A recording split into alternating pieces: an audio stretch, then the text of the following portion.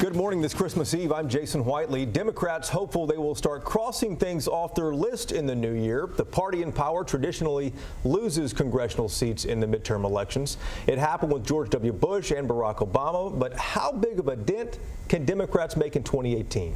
Minnesota Congressman Keith Ellison is with us this morning, Deputy Chair of the Democratic National Committee, and joining the questioning as always is Bud Kennedy of the Star-Telegram. Merry Christmas, Jason. Merry Christmas to you too. Bud. Thank you, guys. Thanks for coming down here. Hope you get to warm up in Texas while you're here. Oh yeah, I love being in Texas. You guys got a wonderful state, warm people. It's great. Well, welcome to Texas here, Congressman. What's on your wish list for 2018? What's realistically on your wish list for 2018?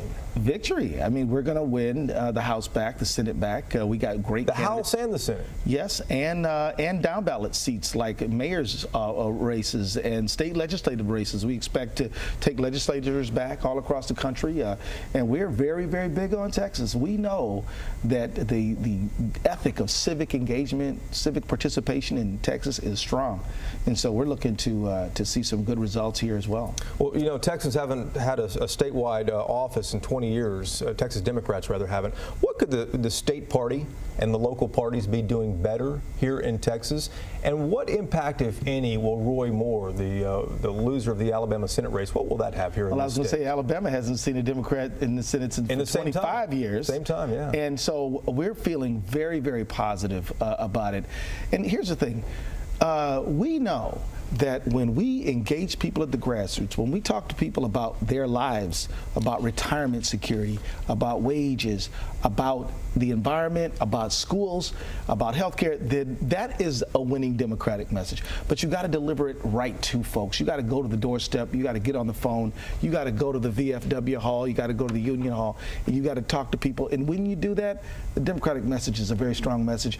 And we believe that if we deliver it, Congressman, people will vote for us. With what little Texas Democrats have to work with, they're already kind of fighting between the Bernie faction, which wants to make the party more liberal, and the traditional faction, which kind of wants to keep the party somewhere close to the middle. They think that's the best way to win statewide office. Is there a fear that if the party goes too liberal, then that'll take them out of the position to win?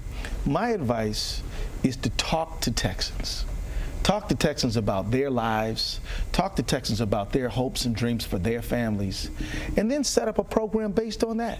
And if you do that, what they're going to tell you is we want good health care, we want a future for our children, we want to invest in education, and you deliver on that program, it's a winning program. To say left or right or middle, that is as externally imposing an ideology.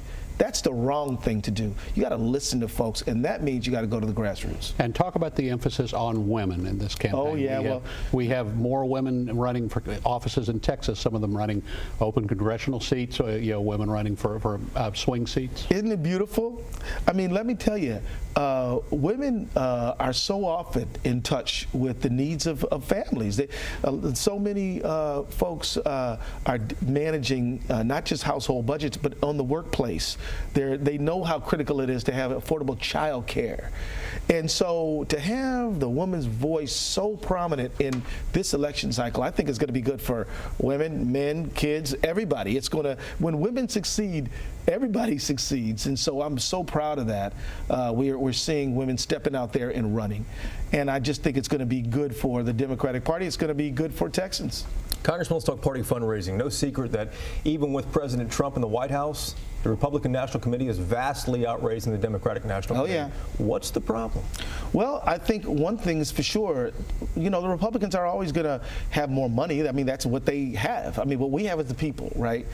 But we have folks who are willing to get on the ground, volunteer, and work with neighbors and community. We don't represent the big, rich money folks. Is this a problem then? Well, we always need to raise more money, but look, it's fundamentally the Republicans are a rich person's party. We are a grassroots people's party. We are the party of the middle class, and so they're always going to have more money. But what we have is the people. We have the volunteers. We have the volunteer base, and that is what's going to win. Because at an election, you can't win with money. You got to win with a vote, and that takes a person. You were here speaking to the Indivisible group and some of the other groups that, Sure. that have started outside the state of the party of the DNC. Some of that is they don't even trust the DNC. Sure. What are you doing to rebuild that trust? Well, I talked to a lot of folks about the Unity Commission work. We got to own it. The Democratic Party needs to go through a reform process to make sure that, one, every contestant in a primary has a fair shot. Two, that we're transparent. Three, that it doesn't feel like some sort of elite insider thing. And that is what the whole Unity Commission is all about. We're going to reduce the number of superdelegates dramatically. We're going to increase and open the primary process. We're going to make sure that every person who's voting in a Democratic primary feels that their candidate has had a fair opportunity, and that is going to help us win. About 90 seconds left here. Two questions for you. Why did you decide not to run in the special election to replace Al Franken, who's resigning over sexual harassment? Because I committed to be the deputy chair of the Democratic National Committee, and I have undone work. And I got to get all over this country and get Democrats just absolutely enthusiastic about our values. Do you have aspirations higher than party leadership and higher than the U.S. House? I'm not a very ambitious guy. I mean, as a matter of fact, if I'm happy to just be a father and a husband and a good member of my community. I don't hope to be in some higher position that I'm in. I believe in doing the best you can with what you got. But Congressman, you know it's no secret that your name's often mentioned as a dark horse potential candidate for president in 2020. What do you tell those supporters? I tell those supporters, let's fix the Democratic Party, make it as strong as we can. Let's turn it into a true grassroots party, and we'll let the rest take care of itself. Is that something you'd consider in the next year and a half? Hey, man, you know, it's not on my list. You know what my greatest ambition is? To get every American to understand the Democratic Party is on fire to help their families do better. That's what my ambition is. Well, when would you decide? When would you have to make up your mind? About what? About running for president? Oh, I don't know. Hadn't even thought about it, to tell you the truth. You know, we got other great people who could be president. But look, I'm here at the DNC fighting to get everybody to understand that we're for them. That we're for the American family. We're for the Texas family. Thank you, Congressman. Gotcha. You bet. Congressman Keith Ellison, Deputy Chair of the DNC. Thanks for coming down here. Hope you have a good time. Anytime, man. Well, thanks a lot, and Merry Christmas to you guys.